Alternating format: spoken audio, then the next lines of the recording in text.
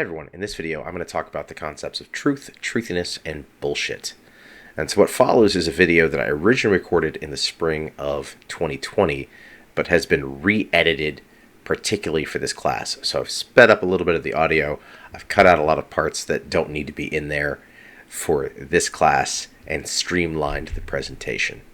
So let's get into it. We spent some time already talking about the discussion of sorts between William Clifford and William James, and whether or not we have a right to believe something without sufficient evidence. Now, already on Blackboard, I've posted a clip from Comedy Central, a clip from Stephen Colbert from way back in 2005, the very first episode of a show called The Colbert Report with Stephen Colbert. But on this first episode of The Colbert Report, he coined a word, at least in modern use. If you actually look it up in an etymological dictionary, you'll find that it actually had been used in the 1800s. So he didn't invent the syllables as construed, but the word is truthiness. Now, while, again, the word had existed before in the past in some obscure settings, the Oxford English Dictionary has actually added this word to its dictionary. If you go to the Oxford English Dictionary and look it up, and the Oxford English Dictionary is one of those dictionaries where if you try and go to their website and look something up, you're going to have to pay a premium in order to get into their vaults. You'll either have to get a hard copy, or I think through the USC Aiken Library, you should be able to get to the Oxford English Dictionary, but you'll see the word truthiness in there, and it comes from this segment. I think it ended up being a word of the year in 2006. So this was 15 years ago. And I want to explore this concept a little bit and see its application for engineering ethics. It has very much to do with Clifford and James and belief and epistemology. That is how we know what we know. And how we know what we know and how we talk about what we know is, it might seem peripheral to the notion of ethics, but it's actually quite central and focal to the dominion of ethics. So because that Comedy Central episode is trademarked material, I can post the video, but I can't post the video in here in segments on YouTube. So I am going to look at parts of it and analyze it a bit. Then I want to go from that into Harry Frankfurt's book on bullshit, which I've already posted up on Blackboard. It's actually an essay that was published in a book about this big. And yes, bullshit is a technical philosophical term. So what does Colbert have to say about truthiness? He gives this example of, talking about the Panama Canal, who's, Encyclopedia Britannica to tell me that the Panama Canal was finished in 1914. If I want to say it happened in 1941, that's my right. Well, is it? Yeah, certainly the freedom to say whatever you want could be, whether it's true or not, is an aspect of the freedom of speech. In fact, the whole show, the Colbert Report, is the comedian actor Stephen Colbert. He's doing what he's doing in a kind of character. Plato has talked about that. One of the reasons he didn't like drama was that acting and art is filled with lies. It's people pretending to be who they're not. It's interesting that Plato said that, because Plato does all of his writing as dialogues of characters talking to each other in conversations that never happened. It's like he wrote plays. But he doesn't like a lot of art because it's deception. When you look at a painting of something, even if you look at the most hyper-realistic, Plato has no concept of hyper-realistic painting, but even if you've ever looked at a drawing or a painting where it looks super real, or say like a 4K PS4 Pro video game, this looks realer than real. Yeah, and Plato says that realness, that hyper-reality, is a kind of a lie. You also see that in the work of a philosopher named Jean Baudrillard, who wrote a book called Simulacra and Simulation, where that's where the theory that we're living inside a simulation comes from, and it comes from things seeming more realer than real. If you ever heard that, again, the book is Simulacra and Simulation. But the point here that I want to emphasize is wanting to believe something because it's asserted. That is itself a right. Now, again, this is of course satirical, but I think it's worth exploring. He says in the next section that ultimately there is a dialectic, some sort of opposition between those who think with their head and those who know with their heart. And he gives a couple of ridiculous examples. He mentions Harriet Miers, who is a candidate for the Supreme Court in the mid-aughts. That, if you notice, there is no Harriet Miers in the Supreme Court today, so that did not happen. Or about the impetus for the Iraq War being something that people felt as true. Maybe the Iraq War was not justified. Maybe Saddam Hussein did not have weapons of mass destruction. But didn't it feel right to take out Saddam Hussein? There's this notion that knowledge and rightness depends on a kind of feeling rather than a kind of knowing, and that feeling has supplanted knowing. I mentioned this earlier in the semester too, that something else I've seen transpire over the last, really, since this time, about the past 15 years, is when people are speaking. It's one thing colloquially, like if someone says this to me just in the hallway or something, I'm not going to mind it. But in terms of especially academic writing, and when people are making very like polemical points, to couch sentences of propositions of fact with the following language: I feel that. Some people do it in their papers. I'm going to tell you, don't do it in your papers. Where someone says, I feel that this is true. Now, that's a bit vague the way I couched it. Like I said before, you can feel feelings. You can feel emotions. You can say, I feel happy. I don't doubt that you're feeling happy. You're talking about your own mental states. You're kind of talking about your own inner consciousness. Cool, that's fine. I understand in certain contexts, I feel like you're doing this here, like that kind of sentimental way of talking, but you don't feel that 2 + 2 = 4. Sometimes we can have a sense of certainty about something, or a sense of probability about something. Like I feel like it's going to rain tomorrow. I don't know why, I just kind of feel it. We can use that language, but often we couch notions of truth and certainty in the language of emotion. And Colbert is satirically saying here that that's part of the problem, is that we take feeling as fact. Now, I've heard facts don't care about your feelings, and that's been kind of a mantra of certain personalities on the internet. But there's a sense in which, while I think usually that's used in a context to kind of punch down at people, in my experience, there is something to it where there is a disconnect between facts and feelings. Because you feel something to be the case does not mean it's the case. But also, just because you say certain facts, sometimes, ironically, what ends up happening is people will constitute what they think are a set of facts that are bound together only by sentiment. So sometimes people, regardless of ideology, could be people on the left or on the right, could be libertarians or communists. Sometimes people will affirm a particular position that's rooted in their feelings about something. This is very similar to the emotivism that we talked about earlier in the semester. That people think something is true simply because it feels to be true, not because there's any certainty about it. This can happen with certain conspiracy theories, like 9/11 was an inside job. The coronavirus is caused by 5G networks. Vaccines cause autism. And even if someone says, yeah, no, none of the evidence bears it out, nevertheless, doesn't it feel like it's true? For example, sociologists will often talk about, in the late 1960s, apparently a woman named Kitty Genovese was murdered in New York City, and the story goes she was being murdered in an alley, assaulted and murdered in an alley. There were something like 40 people watching the event, and no one called the police. And isn't that an indictment on humanity?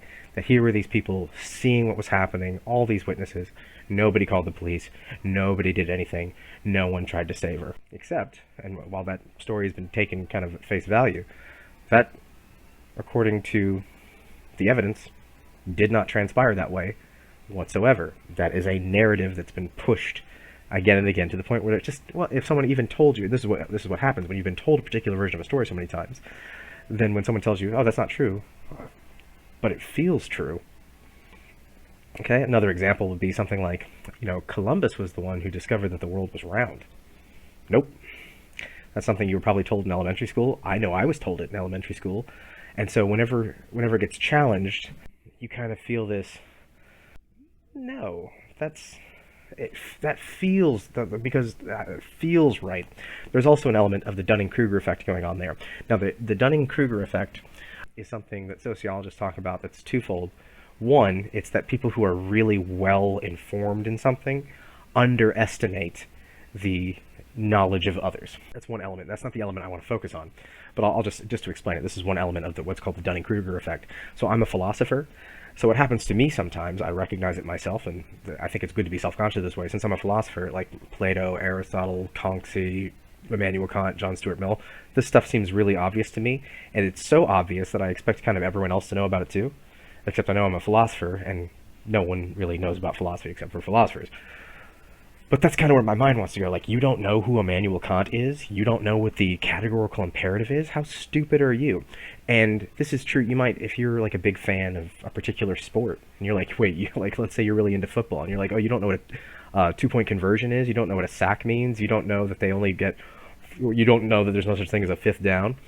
You kind of look down on people that don't know otherwise because you expect everyone else to know. If you're a music major, you expect, you don't know what mixolydian mode is, you don't know how to convert from major to minor you can't play a C major 7th sustained chord, and you don't know what the difference between that and a C major chord or a C minor chord is, and you don't know what a diminished triad is. Music, okay? Oh, you know what 4/4 beat is, but you don't understand what a 5/4 or a 7/4 or a regular meter is. And if you're going, I like music, I have no idea what those things mean. Yeah, exactly. Musicians are this way. I know this because my father's a pianist. So I'll say it again. First element of the Dunning-Kruger effect is that people who are informed about something, they have a great knowledge of something, expect that everyone else is kind of just as informed as well. And when they don't have that kind of information, they go, man, you are so stupid. They kind of overestimate, not the intelligence, because I really want to stress this too, especially as a philosopher. There's a distinction between intelligence and knowledge. So intelligence is someone's ability to cope with information. I'd also just make that distinct from wisdom as well. But so intelligence, wisdom, and knowledge. So intelligence is capacity for dealing with information, especially if you haven't dealt with information before. Knowledge is simply what particular bits of data that you've stored up. So for example, I would say I'm knowledgeable about philosophy. And I think I could say, without being arrogant, that I'm probably more knowledgeable than most of you, but I would expect that in certain realms and elements, many of you are more knowledgeable about me in other things. This just happens to be my specialty. You probably have your own, and that's fine. But sometimes when someone doesn't know something because their expertise makes them know it, they think of other people as stupid, when people are not stupid, but ignorant in the benign sense of simply not knowing something. We use sometimes the word ignorant to mean stupid. It doesn't. It means someone that doesn't know something. So you might be ignorant in Mandarin. You might not know how to speak Mandarin or how to read it. That doesn't mean you're stupid. It just means you don't know something. There are certain things where we say, sometimes we throw around the phrase common sense when we expect people should know things. Sometimes we do that out of this first element of the Dunning-Kruger effect. But the second element of the Dunning-Kruger effect is that people who are not informed, or people that do not have expertise in something, overestimate their own intelligence about something. So, for example, the way that I think the researchers Dunning-Kruger emphasized this, I think there's one experiment, I might post this up on Blackboard if I can find it, is that, you take, I can't remember how many they took, you take, say, 100 American students in a math class, you take 100 Swedish students in a math class. The Swedish students all said, ask them, how good are you at math? And they would go, oh, we're not very good. And you ask the American students, how good are you at math? And they're all like, yeah, we're pretty awesome. And the Swedish students score higher than the Americans, but the Swedish students had a sense of more of a sense of not humility, but go like, we're not very good at this. But the Americans had an overestimated sense of how good we are, but they were wrong more often. And so this is what the Dunning-Kruger effect does. One, it's in this second element of it, you overestimate your own expertise when you have no reasons for doing so. Further, another element of this is kind of a bias that gets enforced, where there's this bias that coalesces where when people tell you that you're wrong about something and you show them the evidence to do it, sometimes we do this, especially when we argue with people on the internet or people at Thanksgiving dinner. If you show someone that they're wrong about something and you bring them evidence and you try and convince them, most people, not being as rational as we think we are, do not just go, oh yes, you've presented your evidence, I will accept your proposition. Most people, if you confront them with evidence, show them how they're mistaken, actually, to use an antiquated expression, harden their hearts and hold their belief even more strongly. We become very stubborn and callous in our beliefs when we're challenged. So if someone, for example, believes that vaccines cause autism, here's 20 studies why vaccines don't cause autism, the likelihood is that person will actually believe more strongly that vaccines cause autism, and this ends up being kind of problematic. This is simply to demonstrate that a lot of our beliefs rely on feelings, and many of them do, but it's when we consign ourselves to not investigate evidence, to base ourselves on feeling. That's what truthiness gets at. Truthiness is the sense that something is true because doesn't it feel true? Doesn't it feel right? Don't you just know in your heart? One of the weirdest things in The Empire Strikes Back is there's the scene where Darth Vader is talking to Luke Skywalker, and it's the scene where Darth Vader tells Luke, "No, I am your father." And Luke says, "No, that's not true. That's impossible." Darth Vader says, "Search your feelings. You know it to be true."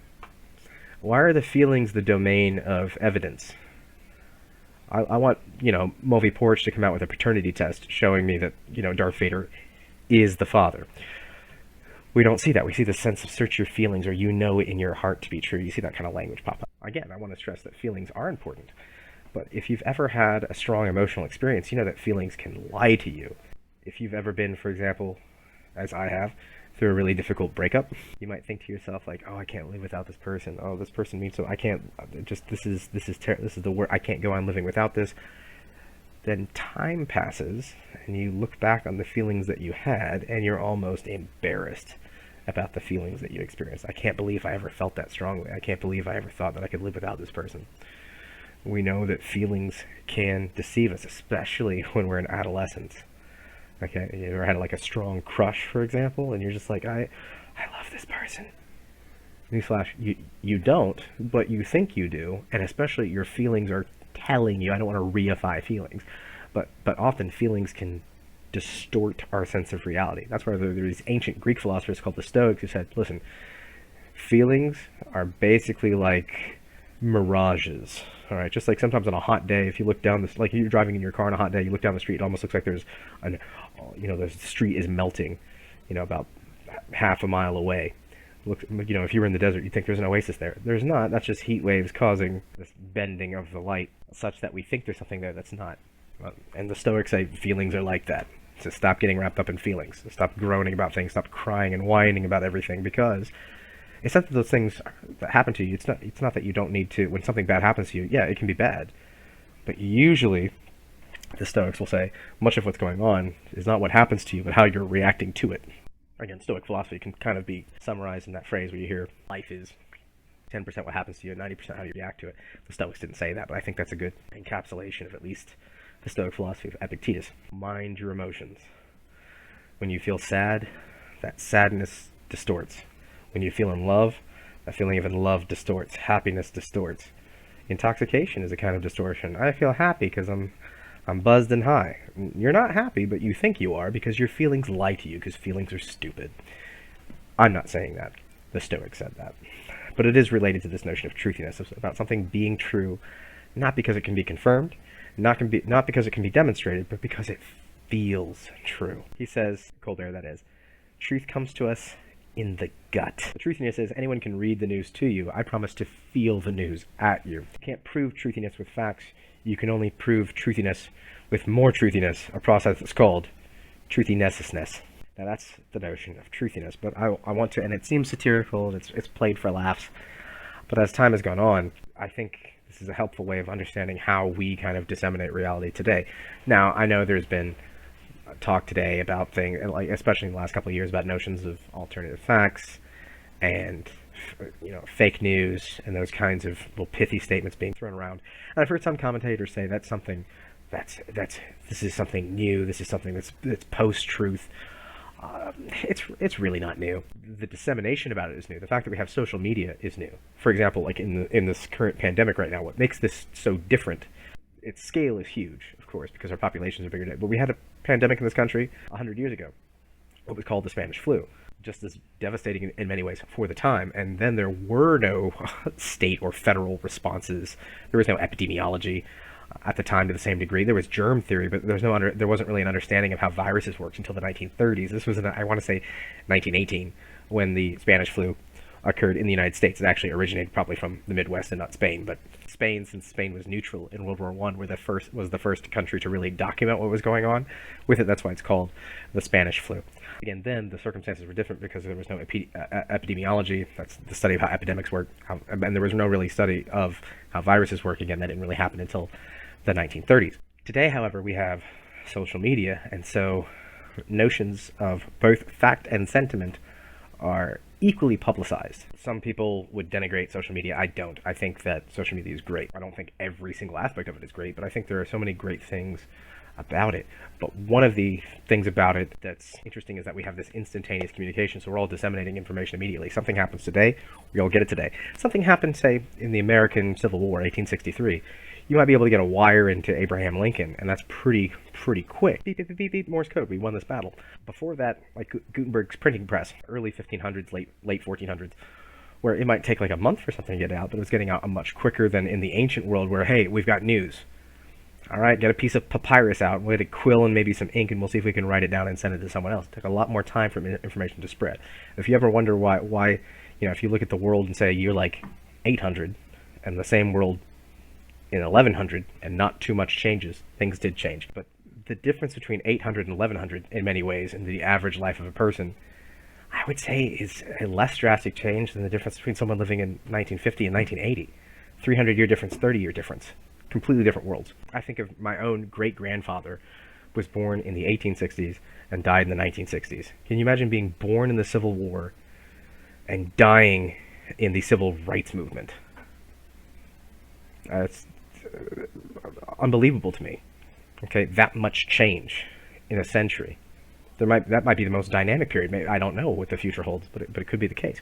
Maybe I'm just feeling that. The point that I want to emphasize here is the notion of the feeling of truth, and that's the notion of truthiness, as opposed to what is truth.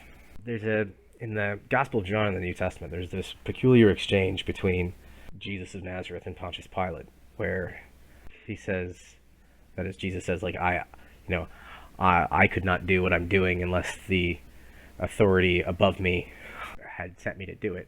And through the course of their exchange, Pilate ends up asking Jesus the question, Jesus says, like, this is the truth. Elsewhere, Jesus has said in the Gospel of John, I am the truth. And Pilate asks the question in Greek, ti estin aletheia, or in Latin, quid est veritas? What is truth? Interestingly, Jesus doesn't really answer him. It's kind of left there as a dangling question.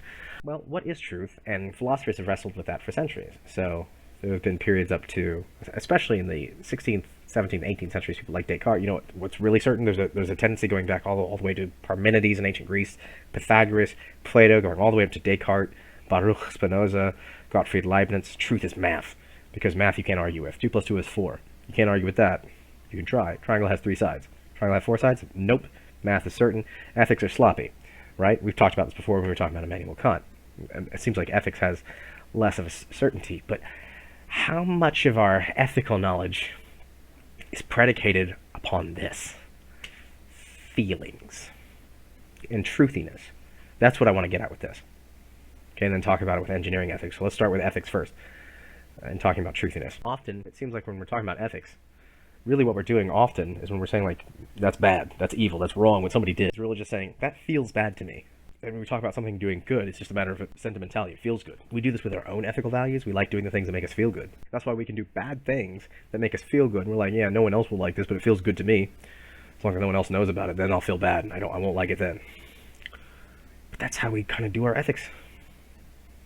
We might have these big systems like I was talking about earlier in the semester: deontology, utilitarianism, virtue ethics, Christian ethics, Islamic ethics, okay, Jewish ethics, Hindu ethics, Vedanta. We might have those systems, but really, even when we embrace those overarching systems, it's not like we stop and go, wait, time out, I have to think about this particular ethical issue. Does this actually match up with my system? Most of what we do is just based on feeling. No, we don't like that. God doesn't like that. God is not feeling this right now because I'm not feeling it. We feel repulsed. And that's what it is. We have feelings of approbation. I like that. And then we have feelings of revulsion. That's nasty. And that's really what we do with ethics. Really, our ethics are feelings of and that's what we do. Much of our ethical contact is based on truthiness. Even if we have systems that undergird it, our visceral responses are based on kind of a thumbs up or a thumbs down, so to speak.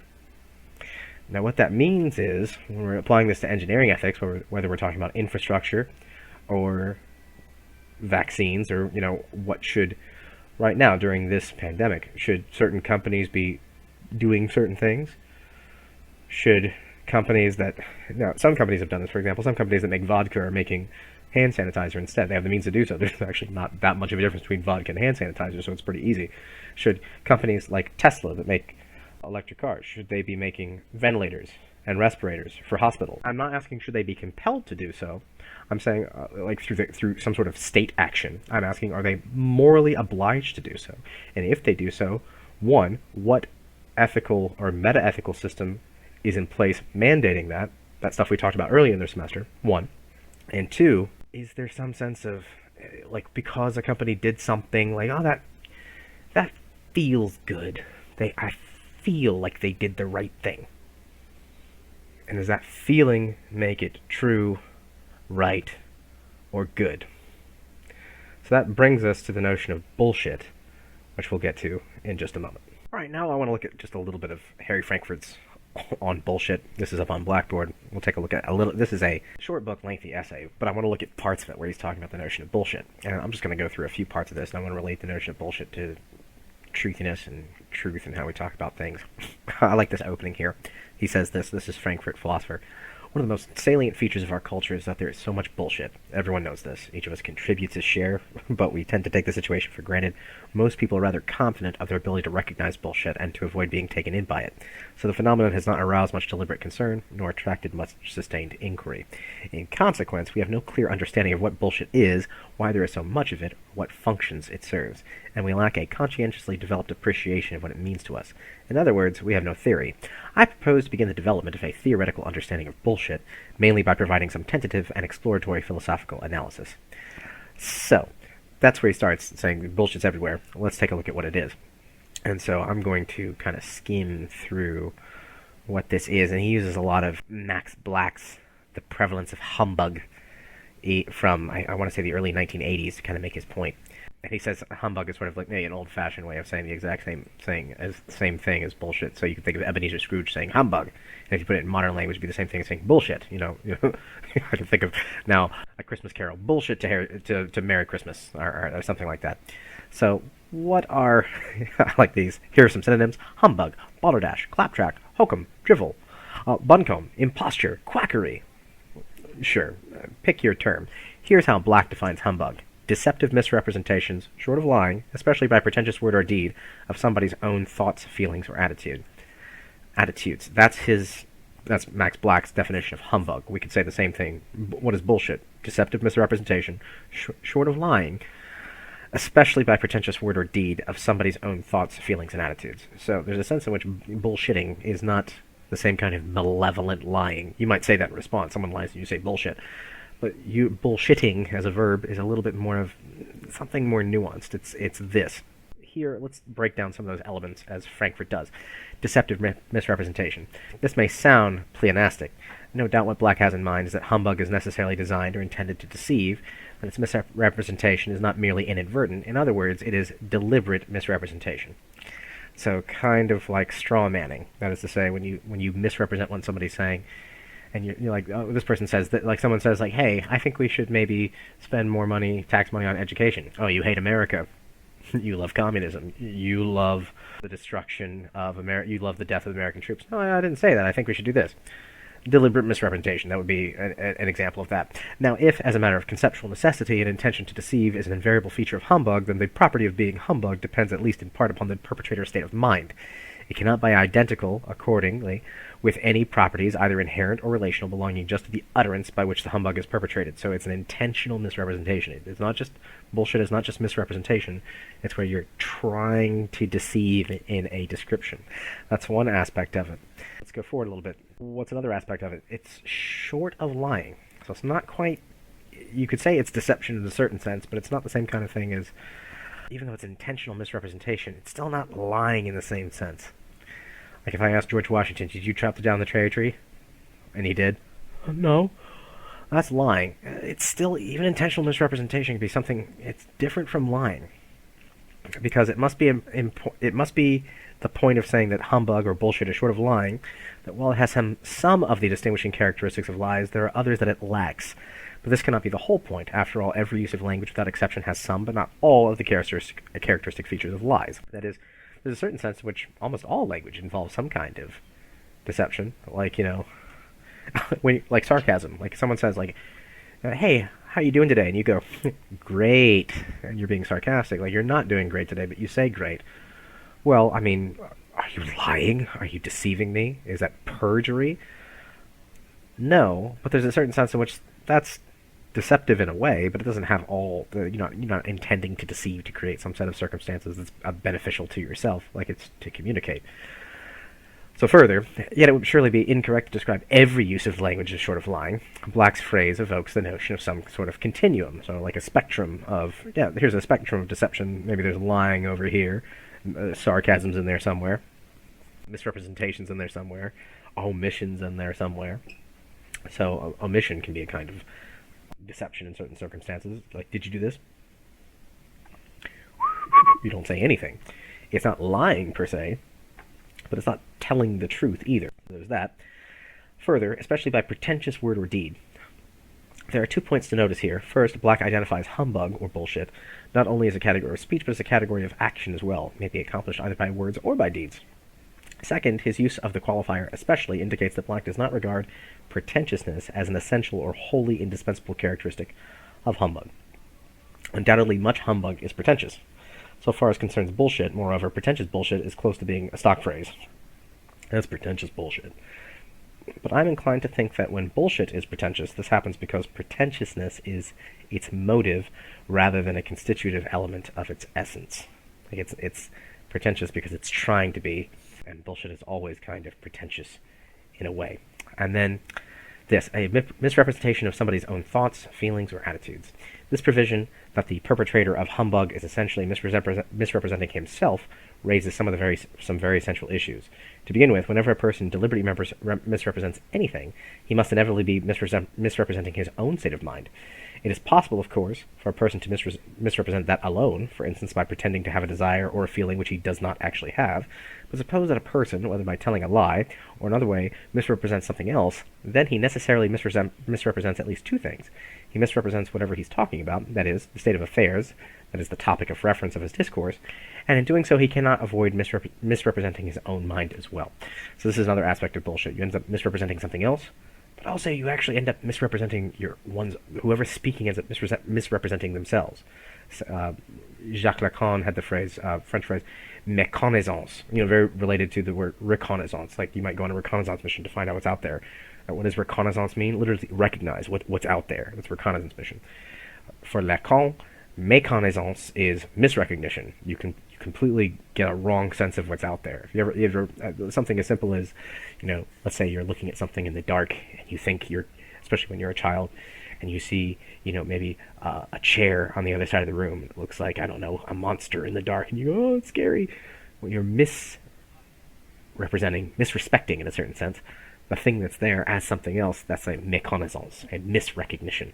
Well, in bullshit and in humbug, what we often do is misrepresent our own notions. We think one thing, but we kind of say another one because we're misunderstanding our own thoughts on the issue. If the lie works, then its victim is twice deceived, having one false belief about what it is in the liar's pocket, and another false belief about what it is in the liar's mind. Let's skip forward a little bit. Page, I think, 52. So I got a ways to go. Zoom forward a little bit. Now, he's doing this in the sense of a comparison, but let's take a look at what Frankfurt says here. Page 52, 59 of the PDF, 52 of the actual essay. On the other hand, a person who undertakes to bullshit his way through something has much more freedom. His focus is panoramic rather than particular. That is, the bullshitter is trying to kind of like, let's kind of gloss over everything rather than something very specific. That's what it means by panoramic as opposed to something particular. He does not limit himself to inserting a certain falsehood at a specific point, and thus he is not constrained by the truth surrounding that point or intersecting it. He's prepared, so far as required, to fake the context as well. This freedom from the constraints to which the liar must submit does not necessarily mean, of course, that his task is easier than the task of the liar, but the mode of creativity upon which it relies is less analytical and less deliberative than that which is mobilized in lying. It is more expansive and independent, with more spacious opportunities for improvisation, color, and imaginative play. This is less a matter of craft than of art. That is, it's not just a knack. This is something that takes real skill. So, as craft and art, a lot of us can, do a craft. I can glue some popsicle sticks together, but I'm not painting the Sistine Chapel. Okay, that's the difference between craft and art. Those are similar words in ancient Greek and Latin, though. But that's the distinction between a craft and art. Craft is kind of just an ability, a knack. Really, you could say an art, exquisite skill. The bullshitter is kind of an artist, as opposed to the liar who has kind of a craft. Hence, the familiar notion of the bullshit artist. My guess is that the recommendation offered by Arthur Simpson's father, in the context he was talking about before, reflects the fact that he was more strongly drawn to this mode of creativity, regardless of its relative merit or effectiveness, than he was the more austere and rigorous demands of lying. What bullshit essentially misrepresents is neither the state of affairs to which it refers, nor the beliefs of the speaker concerning the state of affairs. Those are what lies misrepresent, by virtue of being false. Since bullshit need not be false, because it has to do with misrepresentation, not necessarily of facts, but of the way in which I'm relating to those facts, it differs from lies in its misrepresentational intent. The bullshitter may not deceive us, or even intend to do so, either about the facts or about what he takes the facts to be. What he does necessarily attempt to deceive us about is his enterprise. That is, why you're talking to us about this in the first place. That's what bullshit is. A bullshitter can talk about true things. You can think of many speeches throughout history. I could say a bunch of things that are true, nothing that you could disagree with, but I'm saying them in a certain context, or one can be saying them in a certain kind of way in order to get at something specific, or to get a specific spin on something, even if nothing that I say is untrue. Bullshit is getting at this deception of why we're talking about this in the particular way of talking about it. His or hers only indispensably distinctive characteristic is that in a certain way he misrepresents what he's up to. This is the crux of the distinction between him and the liar. Both he, the bullshitter, and the liar represent themselves falsely as endeavoring to communicate the truth. The success of each depends upon deceiving us about that, but the fact about himself or herself is that the liar hides is that he is attempting to lead us away from a correct apprehension of reality. We are not to know what he wants us to believe, something he supposes to be false. The fact about himself that the bullshitter hides, on the other hand, is that the truth values of his statements are of no central interest to him. What we are not to understand is that his intention is neither to report the truth nor to conceal it. This does not mean that his speech is anarchically impulsive, but that the motive guiding and controlling it is unconcerned with how the things about which he speaks truly are. So bullshit is not the same thing as truthiness. Truthiness is that sense that something feels true, therefore it must be true because I feel it. And that's more kind of a sense of receiving information. I heard it, I feel it, that's what I believe. Bullshit, on the other hand, is something, it's less passive and more active. It's not something that involves patience or reception, but it involves agency and transmission. A bullshitter is not someone who just takes information in. They might take in bullshit, but bullshit is a kind of agency. It's something that transmits and goes outward, and it does exactly this. It's meant to be controlling about the contextualization about the way things are received. So again, it's about the transmission of information, where even every single line that's said might have a facticity to it. That is, it might be you can do the facts, and the individual facts are true, but they're construed in such a way as to be part of a kind of package or constellation. Okay, so when we talk about and I think I said this earlier in the semester too, like a constellationization, you can have particular data points, but you try and present them as a package deal. I think the most obvious constellation, say in the night sky, is the constellation Orion, and there, you could see usually the three Mintaka, the three stars in Orion's belt. You might be able to see Betelgeuse up here, Rigel over here. Those are the most obvious stars in the constellation Orion. And you could say, here's these various stars. This one's got, you could say this one's got this much magnitude. This one's a blue star. This one's a red giant. You can do all that stuff. All the facts are pretty much indisputable. But then you go, look, it has the shape of a dude. And you can see it and go, okay. But because in Greek civilization, they saw a guy up there. It looks like it's a guy hunting some other constellation that's up there. It has the appearance of a man. It seems anthropomorphic. Does it? According to other civilizations, there are other constellations out there, other than the Greek one that we've kind of inherited in the West, where they kind of see the exact same dots, but they see something different. It's kind of like looking at clouds in the sky. Oh, I can think of the beginning of the Disney film Up, where, they're looking at clouds at the beginning. Oh, you see this, and then they see all these babies. We can be looking at the exact same phenomenon and package it in a different way. So again, why am I saying that? Because there's different ways to receive the same set of facts. Facts are themselves molded into particular packages and situations and sets. Sometimes we call these sets theories, sometimes we call these sets paradigms, sometimes we call these sets ideologies. It kind of depends on what kind of informational or data sets that they are. But we do this, and really the bullshit is kind of supposing that the facts are not in dispute, but that the packaging of these facts is in dispute. We can kind of be capricious, or if you will, more colloquially, wishy-washy about the way that we present them. So again, bullshit is a kind of presentation of misinformation that doesn't dispute the facts, but kind of disrupts their context and their packaging, so to speak, their presentation, their representation. The Germans would use the word Vorstellung here, whereas lying is saying a fact is not a fact. You know, someone murders someone else and says, I didn't murder him. But bullshitting might be like, well, what had happened was, you see, there was a lot of stuff going on in the background, like this person really angered me, and, well, yeah, sure, I did kill them. That's not in dispute. But the reason why I killed them is because I was defending myself. Because I had been not defending myself in the sense of self-defense, but defending myself in the sense that I was defending my honor. What I was doing there was bullshit. I wasn't denying instead of not having killed anybody. Let me say that right now. But in this hypothetical scenario, that's kind of what bullshit is. Bullshitting is the presentation of a recontextualization of the facts. It's not to dispute the facts, but it's to recontextualize the way that the facts work. Okay, or recontextualization. When I say recontextualization, I mean kind of mix around the way the packaging is. Marketing does this all the time. You can have like, if here's an example. I think packaging really changes the phenomenon. I know we say often, don't judge a book by its cover. Pick any fantasy novel written in 1980. Okay, like genre fantasy. Okay, in the 1980s, like, I don't know, a Terry Brooks novel or something. I mean this. Go look at its original 1980s cover, and then go look at its cover that it has now. And I guarantee you, the original 1980s cover will look terrible. You can think, oh, things from the 1980s, like vintage is a thing. Look at book covers from like the 1970s and 80s, and look at the book covers for the same books now, and you will want to read the book now more than you want to read the book from the 1970s, even if nothing between the inside of the front cover and the back cover has changed. Like nothing. Like it's the exact same words, exact same pagination, everything else. You want to read the new one rather than the old one. Why? Because of its cover.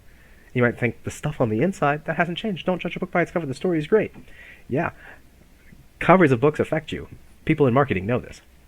Contextualization is a huge factor. Okay? You can have two people say the exact same thing, the exact same words, with the exact same accent and the exact same mannerisms. Put them in two different sets of clothes or two different persons. You'll get two very different responses. Okay, so that's the notion of bullshit. I think that's where I want to stop with this here, to kind of just give us a flavor of that. Now we've talked about truthiness, truth, and bullshit. What I want to do with that is apply that to engineering ethics now. So we've talked about various meta-ethical theories. We've talked about notions of belief when it comes to William Clifford and William James. When we're looking at an incident, how do we talk about it? How do we communicate about it? When we see something like conspiracy theories. Now, I mentioned stuff like, oh, the Earth is flat. That doesn't get you anywhere. The problem with conspiracy theories and what makes them conspiracy theories is not the presentation of alternate hypotheses. Science works well with alternative hypotheses. People saying, oh, we think it's this. Well, that's really how a lot of investigative science, what I'll call exploratory science, works. That's not how it works typically. Usually what scientists do is they repeated experiments of the same phenomenon. Most scientists aren't confirming new theories. Most scientists spend their day applying theories that are already in practice. That's called what Thomas Kuhn calls everyday science. Then there's extraordinary science, where we're coming up with new scientific theories. We've got something new is proposed and then it's explored. That's usually not how science works. No, sometimes we think of science as a linear kind of progression, like things get better and better and better and better, and it's really more of kind of a bouncing around, and sometimes a bouncing around between different theoretical models. That's how science works, surely. And like I said, alternative hypotheses being presented, nothing wrong with that. That's why I have no problem with people saying that the Earth is flat. I think it's stupid, but I don't really have a problem with people at least saying that. And then sometimes the flat earthers actually have created some interesting experiments trying to prove the hypothesis that the Earth is flat. Some of them are actually pretty inventive at trying to get at the truth. Some of them are stupid. Like when Houston flooded a couple years ago, I remember, it might have been, I can't remember if it was a year ago or 2 years ago when Houston, Texas flooded. Someone poured water onto a plate and said, "Oh, you see the water on the plate? See how it stays there? That's because the plate is flat. The Earth is flat. That's why Houston flooded." That doesn't work, okay? Because if you got a big enough ball and you pour water on one spot of it, the water's going to stay there if the ball's big enough. If you pour it on a little tiny ball, which is what happened in this experiment, someone had like a baseball, poured water on it. Oh, the water doesn't stick on it. There's no flattening of the water. You didn't have a big enough ball to make this experiment work. But some of the experiments are pretty inventive. That's fine. The problem is that when you have, and I said this earlier in the semester too, when we were talking about the nature of scientific inquiry, is that if you have a theoretical model or a scientific theory, and you can't do anything with it, it doesn't really serve a function. It's not to say that scientific knowledge is reducible to pragmatism, to say that if you can't do something with it, then it's not worthwhile, necessarily. But if you can't do something with it, why hold it? So, for example, the theory, I won't call it a theory, I'll call it a hypothesis, that vaccines cause autism. Nothing can support that. There's no theories that support that other than truthiness. It feels like they do. People get more, there's more autism, ADD, ADHD than there ever has been. Also, there's more vaccines than there ever has been. There has to be a connection. Or, like I said, the hypothesis that the coronavirus is caused by 5G networks. We didn't have 5G networks until just now. We didn't have the coronavirus, COVID-19, until just now. There must be some kind of a connection. The example I use with this is sometimes called post hoc ergo propter hoc, or post hoc ergo propter hoc. Correlation does not equal causation. Consider the following argument. Those of you who had me for logic before, this will be a familiar argument to you. If I say, hey, in the last 500 years, the recordings of the Earth's temperature demonstrate that the Earth, on the whole, has been getting hotter every year for the last 5 centuries, or since it's been recorded. Okay, the Earth is getting a little bit hotter and hotter and hotter. For the sake of this argument, I'm not saying that's indicative of climate change. We'll just say in terms of recorded measurements, hotter averages every year. Okay? Fact number 1, it's a fact. Fact number 2, the number of pirates in the world, okay, and I'm talking pirates like people, parrot on the shoulder, one leg, eye patch, Berberi pirates, North Africa. I mean, there's people pirating online, and there's still pirates today off the coast of, say, Somalia. There's still pirates in the world that see ships, but pirates in the sense like when you think of like Pirates of the Caribbean, right? Those kind of pirates. They've diminished in the last 500 years, okay? There's not pirates going after, say, like the Maltese Falcon or something like that in the Mediterranean Sea going, "Arr, we're going to steal your treasure." Those kinds of pirates have diminished in the last 500 years. To then say, well, since pirates have gone down, but the temperature of the Earth has gone up, there must be a connection. I've got it. Pirates cool the Earth. Now, based on the data, you could say, hey, it seems like there's a connection between those two facts and those two trajectories. There must be. Okay, sure, let's take that. Now, what can we do with that? We want to cool the Earth down, and we're going to start making more pirates? Is that what we're going to do? And to kind of have that kind of impetus, that's what we have to do. Like, we need, let's create pirate schools where people can learn how to be pirates, and that's how we'll have a cooler summer by the time we get to 2040. You're not going to be able to do anything with that, okay, because there's no corroborating evidence to demonstrate that this hypothesis is true, and you're never going to find that corroborating evidence. And that's part of the issue with this kind of bullshitting stuff. That's why when it comes to, say, something like infrastructure, well, it's American-made, it'll be fine. No. Easy, second law of thermodynamics, all closed systems are inclined towards entropy. Without maintenance, your bridges are going to fall apart.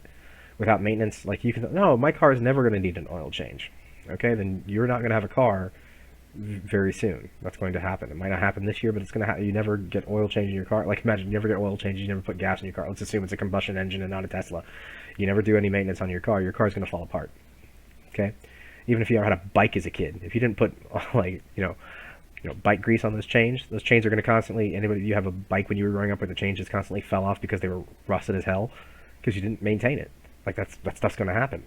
We can say we know that with scientific knowledge. We're not going to believe in, no, there's oil change fairies. We don't need to change the oil. Everything's going to be fine.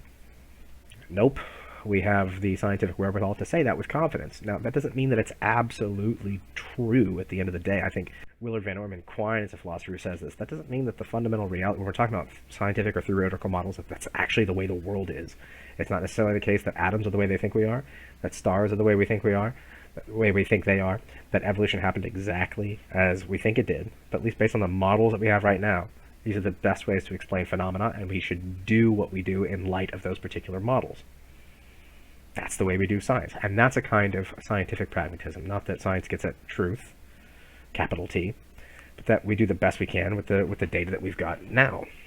And that's why, if you look back, 500 years ago, as I said earlier in the semester, with like geocentrism, when people thought the Earth was at the center of the solar system, they were still able to make accurate measurements and predictions. They could still figure out when eclipses were going to occur. They could still figure out when is Saturn going to be here in the sky. Where they were wrong is the why of why things were happening. They could explain the phenomena. They could make predictive analyses, but they couldn't make as accurate predictions as we can today, nor could they make the same extent of predictions because they had no knowledge of, say, Uranus, Neptune, or Pluto astronomers. Okay? Today we have access to more information because of the advent of the theories that we possess now. That's why we can make better predictions.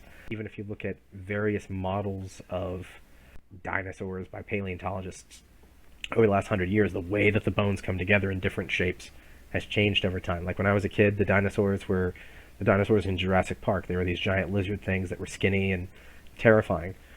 Granted, that's a work of fiction, but even the paleontologists said that, that dinosaurs were almost these lizard-looking things. And even the film Jurassic Park talks about, the dinosaurs are more like birds.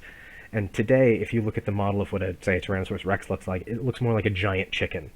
It's got a more fatty body and feathers. The way I've looked at this before, I think I might have said this here. Look up, I'm going to say just Google the skeleton of a penguin. Just look at penguin skeleton. Just look at the skeleton by itself. And when you look at it, think of what someone would think a penguin looked like just based on the skeleton alone. Because it's got its neck goes almost into its, like its spine until you get to its wing bones. It looks like a dinosaur. Okay, and if I think of like a paleontologist looking at a penguin skeleton going, it must have looked like something like a velociraptor. Well, how are we getting the information that dinosaurs were probably had fattier bodies and probably feathers from other kinds of fossils, from the addition of new data? So constantly looking after new data, expanding on the models, sometimes revising the models. That's rarer, but sometimes that does happen. Okay. Now that's called, Thomas Kuhn would call that a paradigm shift. What does that have to do with engineering? Constantly wanting to get new information, to update the data that we have, to update what we can say about what's going on in the world. One of the problems that we have when it comes to engineering ethics now, even right now, is this conflict with sentimentality, truthiness, and bullshit. And I want you to think of how this applies right now. I think it's entirely appropriate to think about how this applies to the COVID-19 situation. We can talk about the responses of various corporations. Okay, like I mentioned before, certain corporations that make vodka now making hand sanitizer. Some corporations making respirators and ventilators and those kinds of things, and how much are needed. And right now there's a huge discussion about you've heard of flattening the curve. How do we get these models? And I live in Georgia, where by the time of this recording, it will start that things are about to reopen in Georgia because the curve's kind of being flattened and deaths should go down. And why should these scientific, I've heard people say in dissent, like, well, these scientific models saying more and more people are going to die and people are not dying. And so since the deaths haven't been as high in some places as scientists said they're going to be, we shouldn't trust those models. Well, a lot of those models aren't as disastrous because of the measures that have been put in place. And someone might say, well, how could we possibly know that? Well, because that's how viruses work. That's epidemiology. That's been part of the critique of a lot of the dissemination of this discussion, especially on the internet. I know this is on the internet right now, but there have been various Dr. Oz, Dr. Phil saying, we don't shut the economy down for car crashes, and more people die from car crashes and cancer than they do from COVID-19. Yeah, but when was the last time someone was in a car crash and their car crash was contagious and affected you? When was the last time someone died of cancer and then you got cancer like that? It's not communicable in the same way. The reason viruses are different in this kind of way is they are more communicable. That is, they can be communicated, not through speech, but they can be spread. And also, what makes this virus different is, unlike, say, something like the regular flu, granted the regular flu, if you zoom in on that, is actually a couple of different things, is that there are vaccines against the flu, There are not vaccines against other things.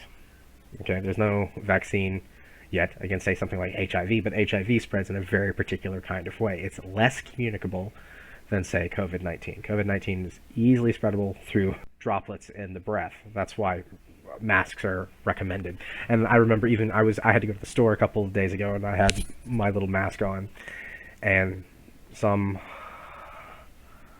uninformed, forgive me, dipshit was saying, well, you shouldn't have a mask on unless you've got it, because that's what masks are for. That means you must have it. If you don't have it, you shouldn't be wearing a mask. I would love someone to use that kind of logic with, say, like a condom. Like, well, if you don't have a disease, you shouldn't use a condom because that means you're not infected. It's just absolute bullshit in terms of the way that we talk about these things. So what I want you to do, and you're going to have an essay question on this too, is the application of these notions of truthiness and bullshit to talking about how we're dealing with engineering ethics right now. Now, some of this involves corporations doing particular things. Some of this involves the government doing particular things. And there's pretty much all the stuff that we're talking about at the beginning of the semester is going on right now when it comes to governmental responses, when it comes to things like the stimulus, or additional stimuluses, not just in this country, but globally. And that's another thing that makes this interesting, is this is not a regional event, this is a global event. Or corporations, or even ourselves, like, what do my employers owe to me?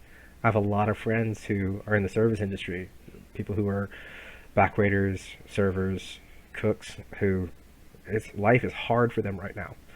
It's not engineering ethics, but what obligations do employers have? What obligations do governments have? What obligations do corporations have? What obligations do engineers have for what they're doing? And now, engineers are not necessarily medical doctors. There are some where there's a crossover. But what would be, in this situation, the obligation of engineers? Because medical doctors are not the ones who produce the ventilators or respirators. Is there some kind of new respirator or ventilator? Should that stuff be expedited? New kinds of technologies? Looking at new kinds of vaccines? New kinds of medical treatment? Like, there's been, I can't remember the name of it, but there's been some kind of chemical compound that escapes me right now that has been promulgated as maybe it's kind of a cure against COVID-19, so maybe more people should be trying it. Well, where is the responsibility of the engineers and manufacturers here? Like, the medical scientists the medical doctors have their own kind of domain in terms of the way that they do testing, and that's analogous to what engineers are doing. But what are the obligations of engineers here? Okay, even like when I go into the store and there's some sort of like plastic or plexiglass shield between me and the cashier, as perhaps there should be. Where do those come from? How do they get manufactured? Is it irresponsible to produce, say, nitrile or vinyl gloves and send them to mechanics right now as opposed to hospitals? What should happen with those kinds of materials, with those kinds of masks? Should they be limited in quantity to some other people? I maybe want to spray paint something in my garage this weekend. Should I be entitled to get some kind of masks so that I don't breathe in various kinds of inhalants, or should those masks go elsewhere? Who's in charge of that kind of regulation? Should engineers help find some way to produce more? Should we be 3D printing stuff? Okay, and is there a moral impetus to come up with things in an independent or even a corporate way to respond to this kind of situation? This is very much the domain of engineering ethics. Or even the construction of 3D printers, the making of 3D printers themselves. All right, is that something that should be more accessible? Should I be able to 3D print my own ventilators at home if I need to? My own masks? Different subject matter. My own guns? Should I be able to 3D print my own gun at home? And if I can, and let's say I'm a sociopath, who's responsible for that? Me, the one that prints it, or the person that makes 3D printers available and cheaper for people to have really in the home? Not entirely tangential, but very central to this question.